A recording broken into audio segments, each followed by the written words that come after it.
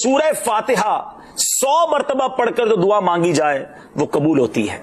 سورہ بقرہ کی تلاوت سے شیطان گھر سے بھاگ جاتا ہے۔ آیت الکرسی پڑھنے سے محتاجی دور ہوتی ہے۔ سورہ کہف کو ہمیشہ پڑھنے والا دجال کے فتنوں سے محفوظ رہے گا۔ والدین کی قبر پر ہر جمعہ سورہ یاسین کی تلاوت کرنے سے اس کی حروف کی تعداد کے برابر ان کے گناہ بخش دیے جاتے ہیں۔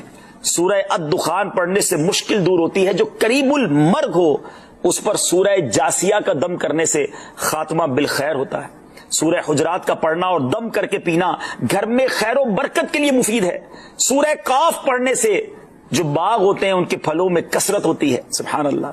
سورہ رحمان 11 بار پڑھنے سے تمام مقاصد پورے ہوتے ہیں۔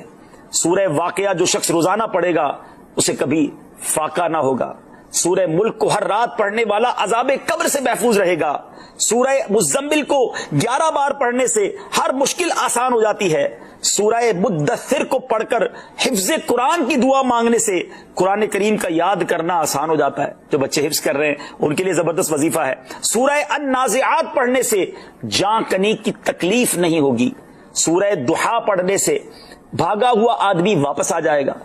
سورہ علم نشرح کو جس مال پر پڑھ دیا جائے اس میں خوب برکت ہوتی ہے۔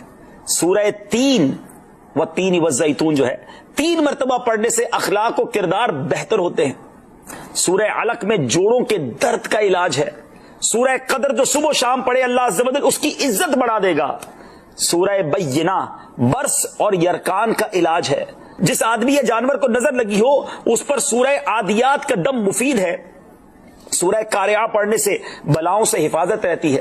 سورہ تکاثر کو 300 بار پڑھنے سے جلد قرض ادا ہو جاتا ہے۔ کئی لوگ کہتے ہیں جناب قرض بہت ہے، چلے قرآن کا وظیفہ لے لیں، الہاکم التکاثر، یہ جو سورت ہے 300 بار پڑھنے سے بہت جلد قرض اتر جاتا ہے۔ سورہ عصر پڑھنے سے غم دور ہو جاتا ہے۔ سورہ ہمزہ اور سورہ فیل دشمن کے شر سے حفاظت کے لیے، اور سورہ قریش جان کی حفاظت کے لیے بڑی مجرب ہے، بڑا کمال کا وظیفہ ہے۔ سورہ ماعون بڑی مشکل کے وقت میں پڑھنا بہت مفید ہے۔ سورہ کوثر کی تلاوت سے بے اولاد صاحب اولاد ہو جاتا ہے۔ کئی بے اولاد بھی وظائف مانگ رہے ہوتے ہیں۔ سورہ کافرون 1/4 قرآن کے برابر ہے۔ سورہ زلزال نصف قرآن کے برابر ہے۔ سورہ اخلاص 1/3 قرآن کے برابر ہے۔